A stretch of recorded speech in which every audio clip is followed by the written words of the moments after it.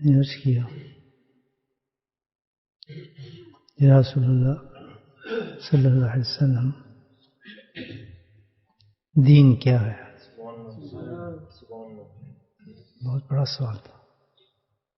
ہم دین تو سب جانتے ہیں. آدمی جب آدمی کلمہ پڑھتا ہے لا الہ الا اللہ محمد رسول اللہ، کلمے کے بعد سب سے بڑی چیز جو ہے وہ اس کا دین ہی ہے. دین سٹارٹ ہو جاتا ہے. پھر بھی اس نے کچھ سوال عجیب تھا اس کا. اس نوعیت سے تو ایک صحابی ہیں، اور دین کے بارے میں پوچھنے کہ دین کیا ہے. تو حقیقت یہ سوال بھی بہت ڈیپ تھا اور بتانے والا بھی بہت اونچا تھا. چاہے کتنا مشکل سوال ہو، اس سے زیادہ آسان بتانے والا آئے نہیں ہے کائنات میں. ہر سوال کو معمولی بنا کے پیش کروا دیتے تھے. اب دین تو بہت ہے.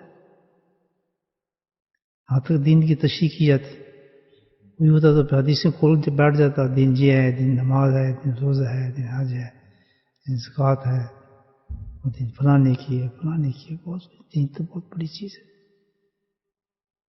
لیکن اللہ کے نبی نے دیکھیں کتنا مختصر جواب دیا. لیکن وجہ کیا تھی اس مختصر جواب کو؟ کہ ہم لوگوں کو دین پہ چلنا آسان ہو جائے. ایک تو یہ، اس کہتے ہیں جو مانگتے ہیں اہدنا الصراط المستقیم،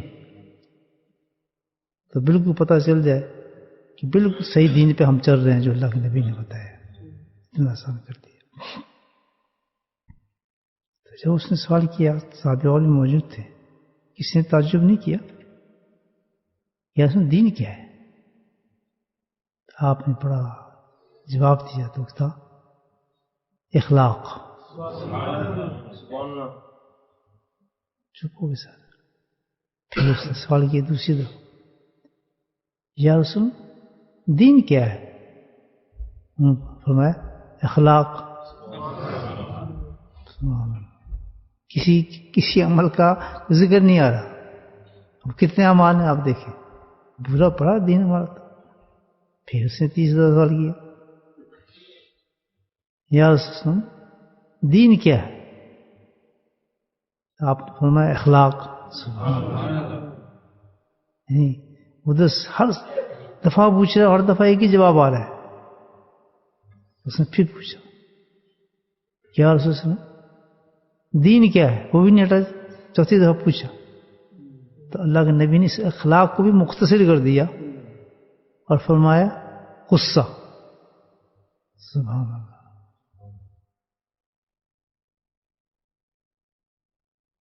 یعنی غصے پہ کنٹرول کرنا. ساری چیز تو یہ ہے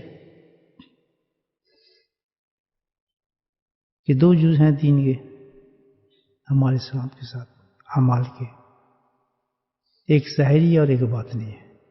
آپ دیکھیں یہاں اللہ کے نبی صلی اللہ علیہ وسلم نے ظاہری اعمال کو باطنی اعمال کے تابع کر دیا. اخلاق جو ہے اس کا تعلق انسان کی باطنی اعمال کے ساتھ ہے، ظاہری اعمال کے ساتھ نہیں ہے. پتہ ہی چلتا ہے کہ ظاہر میں کوئی کتنے عمل کر رہا ہو، کتنے نظر آ رہا ہو آپ کو، زہد بھی ہے، سب کچھ موجود ہے اس میں، لیکن اس کی دینداری، اللہ کا قرب، آخرت کے منازل کا پیمانہ ہمارا نہیں چل سکتا. ہمارا نہیں ہوگا. پیمانہ وہی ہوگا جو اللہ اور اللہ کے رسول نے بیان فرمایا.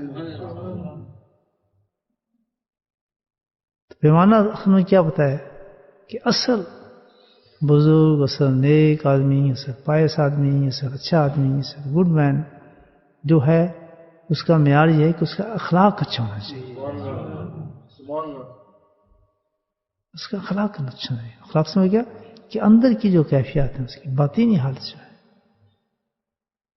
باطن جو اس کا اگر وہ صحیح نہیں ہے تو اس کی ڈپینڈ کرتا ہے ساری عبادات پر. کیونکہ ہماری ساری عبادات کا مقصد ایک ہے، صرف ایک مقصد ہے، کچھ نہیں اس کے علاوہ. ایک جنت بھی نہیں ہے، دوزخ سے بچنا نہیں ہے. ایک مقصد ہے کہ اللہ تو میری اس عبادت سے تو راضی ہو جا. اللہ راضی ہو گیا تو سب مل جاتا ہے آدمی. اصل ہر چیز سے مقصد انسان کا جو ہے مقصود ہر عبادت سے کہ اللہ کو راضی کرنا ہے بندے کا, کہ اللہ راضی ہو جاؤ. تو اللہ نے ہم انڈائریکٹلی بتا دیا کہ میں راضی اس شخص سے ہوتا ہوں جس کا اخلاق اچھا ہوتا ہے, جس کے اخلاق بلند ہوتے ہیں. کیوں کہ حقیقت میں ظاہری اعمال بھی اللہ نے جو دیے ہیں وہ بھی اخلاق کی درستی کے لیے دیے, وہ بھی درستی کے لیے دیے, لیکن معیار نہیں بن سکتا. معیار یہ بنے گا کہ بھئی کون سا نمازی اچھی ہے, نمازی صاف نماز پڑھتے ہیں, پوری مسجد بڑی ہے, لیکن اس میں سے کون سا نمازی بہتر ہوگا, اچھا ہوگا, جس کے اخلاق اچھے ہوں. بات کرے گا, نرمی سے کرے گا, درگزر کرے گا, بڑوں کی عزت کرے گا, چھوٹوں سے رحم محبت کرے گا, مشکلات آئیں گے تو اللہ کے ساتھ شکوے نہیں کرے گا, پریشانی, بلکہ کیا کرے گا, صبر کرے گا. ہر حال میں اللہ تعالیٰ کا ایک شکر گزار بندہ ہوگا. یہ اس وقت آتی ہیں چیزیں جب انسان کی باطن صحیح ہوتا ہے. یہ دیکھ لیں, یہ باطن جو ہمارا اصل چیز باطن کیا ہے. جنت جو بھری جائے گی نا متقیوں سے, اور سارے متقی جو ہوں گے وہ کیا ہوں گے, بااخلاق لوگ ہوں گے. ایسا عمل مجھے بتائیں آپ کہ سیدھا مجھے جنت میں لے جائے, بہت بہترین عمل ہو, جو جنت میں رکاوٹ نہ ہو, سیدھا مجھے جنت پہنچائے, اور ہو بھی بہت اعلیٰ درجے کی افضل درجے کہ جنت ہو جاؤ. ایسا عمل بتائیں, افضل قسم عمل مجھے بتائیں. تو اللہ کے نبی نے کہا ٹھیک ہے. سوال بہت عمدہ تھا. تو یہاں کی جواب آیا, فرمایا اخلاق اور تقوی. یہاں سوال کے ساتھ کچھ جواب بدلا. دیکھیں ایک نیا دروازہ کھول دیا اللہ کے نبی صلی اللہ علیہ وسلم نے. اتنا بلند چیز ہے اخلاق, جس کے بارے میں آپ نے کوشش کرنی ہے. کیا اخلاق کو کیسے حاصل کرے آدمی, اخلاق کے لیے کون سے استعمال کرے اس کا. اخلاق جو ہے وہ تو باطنی چیز ہے. آپ کسی دارالعلوم سے سیکھ نہیں سکتے, کسی اسکول سے سیکھ نہیں سکتے, کسی شاپ سے مل نہیں سکتا, کسی بک سے وہ صحیح ہو نہیں سکتے. اخلاق بتا دیں گے آپ کو, کوئی اچھا, میں آپ کو بتا رہا ہوں, بتا ہی رہا ہوں, صحیح تو نہیں نہ ہو رہا. یہ باطنی چیز ایسی ہے کہ جب تک دوا نہ دو صحیح نہیں ہوتا آدمی. کسی کو زکام ہے, نزلہ ہے, پھر تو صحیح ہو جائے, ہاں کسی آپ ڈاکٹر کے پاس جائیں, وہ کہتے ہیں ہاں ٹھیک ہے تجھے نزلہ ہے. وہ کہیں نہیں, ہاں تیرے سر میں درد ہے, مجھے پتہ لگ گیا, ہاں مجھے پتہ لگ گیا تیری کڈنی فیل, ہاں مجھے پتہ ہے تیرے دل کی طرف اتنا سوراخ, چل بھی چلا جا. وہ سیٹسفائی ہوگا نہیں. یہ تو جی آپ یہ تو بتا دیا آپ نے مجھے, لیکن اب کیا میں اس چیز کے ساتھ مر جاؤں, ختم ہو جاؤں. دوسرا کوشچن اس کے آنکھوں میں دو آگے بتائیں مجھے, کوئی لکھ کے دیں دوا کی پرسکرپشن دیں مجھے, آپ کروں گا. تو یہ سب انفارمیشن دے سکتی ہیں ہمیں ساری چیزیں کہ اخلاق صحیح کرو, اخلاق درست کرو. لیکن اللہ کے نبی نے راستہ بھی بتا دیا. سبحان اللہ. کیا کہ اخلاق اور تقوی, یعنی اخلاق کی اگر درستی کرنی ہے تو کس چیز سے ہو, تزکیہ سے ہوگی, تقوی سے ہوگی. تقوی کی طرف تو قدم سے بڑھائے گا تو ڈائریکٹ وہ عبادت جو ہو جائے گی, کدھر جائے گی, تیرے اخلاق میں جائے گی. تقوی چیز اس چیز کا نام ہے کہ تیرے اندر کی کیفیات کو درست کر دے. اندر کی کیا کیفیات ہیں, یعنی یہی مراحل کو نکال کے اچھے مراحل کو لے آئے. کس چیز کو, اخلاق کو. بہت ہی پیارا جملہ کہا ہے میرے حضرت نے, میں کئی بار سنا چکا ہوں آپ کو, لیکن مجھے پڑھ کے بھی ابھی تک پڑھتا ہوں اور سن کے بڑا لطف آیا. جو ایک بڑا کمپلیکیشن تھی اس بات پر, جو ہم نے اپنے اپنے معیار بنائے ہوئے. جس وقت آدمی کسی اللہ والے کے پاس جاتا ہے نا, تو اس کا اپنے اسٹینڈرڈ ہوتے جانے کا, میں جاؤں گا بس, جانے کے بعد انشاءاللہ میں اللہ والا بن جاؤں گا, نیک ہو جاؤں گا, میں مشہور بزرگ ہو جاؤں گا. اس قسم کی باتیں ہوتی ہیں اللہ والے, کیونکہ مقصد ہمیں صاف یہ سمجھ آتا ہے کہ ہم کسی اللہ والے کے پاس بس وظیفے لینے جا رہے ہیں, یا کوئی ایسی چیزیں لینے جا رہے ہیں, ان کے پاس ایسی کیفیت کرنے جا رہے ہیں, نئی چیزیں سیکھنے جا رہے ہیں. یا پھر ایک دوسرا کوشچن ہوتا ہے بھی یہ ولی اللہ کیا ہوتے ہیں, کیا کرتے ہوں گے, کون سے ان کے عمل ہیں, کیا چیز ہے, کس سے انسان ولی بنتا ہے, میں بھی وہ عمل کروں. تو حضرت کا جملہ جو تھا وہ تو بہت ہی زبردست جملہ تھا. تو آپ نے ارشاد فرمایا کہ جب اخلاق رذیلہ ختم ہو جائیں اور اخلاق حمیدہ آ جائیں تو وہ ولی ہو جاتا ہے. فرمایا یہ ولایت کی نشانی ہے.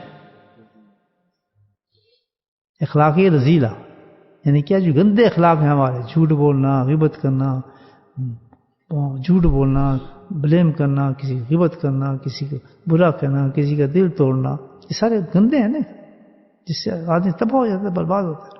اور اس کی جگہ کیا آ جائے, برداشت آ جائے, محبت آ جائے, نرمی آ جائے, معاف کرنا آ جائے, کسی کو ساتھ دوستی کرنا آ جائے, دشمنی ختم کرنا آ جائے. یہ کیا بن گیا, اخلاق حمیدہ بن گیا. تو اگر اخلاق حمیدہ آ رہے ہیں تو فرمایا یہ ولایت ہے, اسی کا نام ولایت ہے. کیوں کہ ولایت تو یہ ہے کہ اللہ نے تجھے پسند کر لیا, اللہ راضی ہو گیا ہے تجھ سے. تو سارا زور انسان کو جو لگانا چاہیے اپنے دین کو سنوارنے کے لیے, وہ کس پہ لگانا چاہیے, اپنے اندر کو سنوارنے پہ لگانا چاہیے. چاہے کتنا عرصہ اس پہ لگ جائے, لیکن اندر کے لیے اپنا صاف و پاک, اس سے اپنا کنٹرول دیکھیں. اب اسی حدیث میں ایک چیز اللہ کے نبی نے بتائی بڑی زبردست. جب اس نے کہا نا, تو چوتھی چیز جو آپ نے بتائی اخلاق کے ساتھ, وہ کیا تھا, غصہ. تو یہ بھی بہت ہی زبردست پیغام دیا ہے کہ پورا دین اخلاق میں ہے, اور اخلاق کو سنوارنا چاہتے ہو تو سب سے پہلے جو آپ کی باطنی ایک کیفیت ہے جس کا نام غصہ ہے, اس کو کنٹرول کرنا. غصے کو کنٹرول. وہ لگتا ہے ایسا ہے کہ پورے اخلاق کو بگاڑنے والی چیز جو ہے وہ انسان کے ایک چیز ہے, وہ کیا ہے, غصہ ہے. وہی تباہ کرتا ہے انسان. تو بذات خود پتہ چلتا ہے غصہ بری چیز نہیں ہے, غصہ کرنا چاہیے. سبحان اللہ. اب میں مجھے غصہ نہ ہو تو وہ تو پھر ایک آدھا انسان ہی ختم ہو گیا. غصہ تو کرنا چاہیے, ضرور ہے, لیکن فرق کیا ہے غصے کا, کہ غصے کو آپ استعمال کیسے کر رہے ہیں.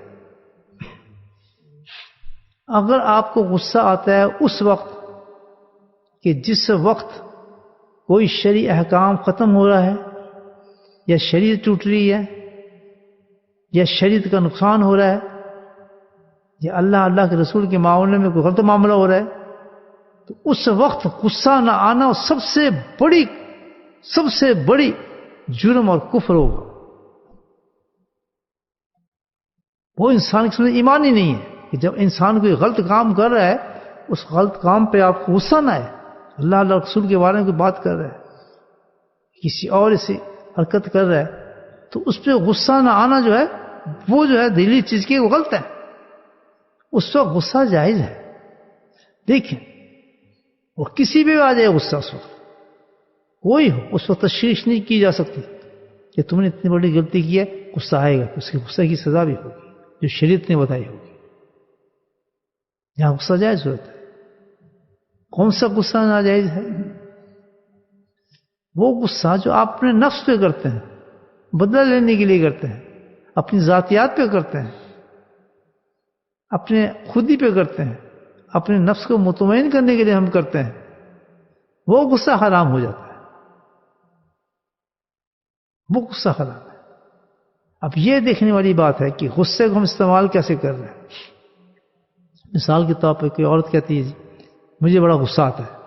جی کس پر آتا ہے؟ بچوں پر آتا ہے. جی میں غصہ روک نہیں سکتی. اچھا, عورتوں کو تو یہ زیادہ پرابلم ہے بیچاریوں کے گھر میں کہ جی ان کو یہ بیماری بہت ہے کہ غصے کنٹرول سے نہیں ہوتا. کس پر آ رہا ہے؟ جی بچوں پہ آ رہا ہے. بچے تو تنگ کرنے والی چیز ہے, غصہ تو آئے گا. وہ تو ایک ٹیچر اس کو بھی آتا ہے بچوں پہ غصہ آتا ہے نہیں. جہاں بھی بچوں پہ غصہ کرنا جائز ہے ان کی تربیت تک, لیکن جہاں آپ دیکھیں آپ کا نفس آ رہا ہے, آپ کو غصہ آ رہا ہے کہ اس نے ایسی حرکت کی ہے اور اس سے مارے, یہ گناہ ہو جائے گا. یاد رکھیں وہاں آپ کو کنٹرول کرنا پڑے گا کہ اس وقت مجھے غصے اپنی بات پہ آ رہا ہے, مجھے تنگ کر رہا ہے, یا مجھے فلاں کر رہا ہے, یا واقعی کوئی اخلاقی ایسی غلطی کر رہا ہے کہ جو شریعت میں صحیح نہیں ہے, یا میں اس کی تربیت کے لیے کر رہا ہوں اور میں کنٹرول کر رہا ہوں، بالکل مجھے کنٹرول ہے کہ میں اس کو جو سزا دے رہا ہوں اس کی تربیت کے لیے دے رہا ہوں. ماں بچے پہ غصہ کر رہی ہے، بالکل کرنا چاہیے، لیکن تھوڑا سا یہ سوچ لے کہ میں اس کی تربیت کے لیے کر رہی ہوں. اس کو سزا دے رہی ہوں، اس کی تربیت کے لیے دے رہی سزا، تو یہ ایک بہت بڑی اعلیٰ عبادت بن جاتی ہے.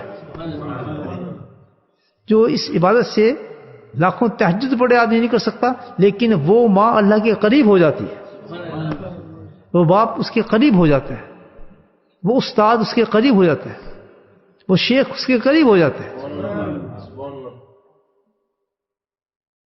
شیخ کو بھی غصہ آ جائے نا، وہ بھی تو کلاس لیتے ہیں نا.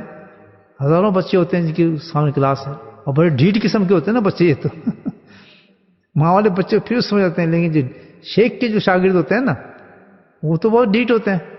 وہ کہتا ہے یہ کام نہیں کرنا، پھر بار بار دیکھتا ہے یہ وہی کام کر رہا ہے، تو غصہ آئے گا نہیں آئے گا. تو اسی لیے فرمایا وہ شیخ ہو نہیں سکتا جس میں نرمی نہ ہو.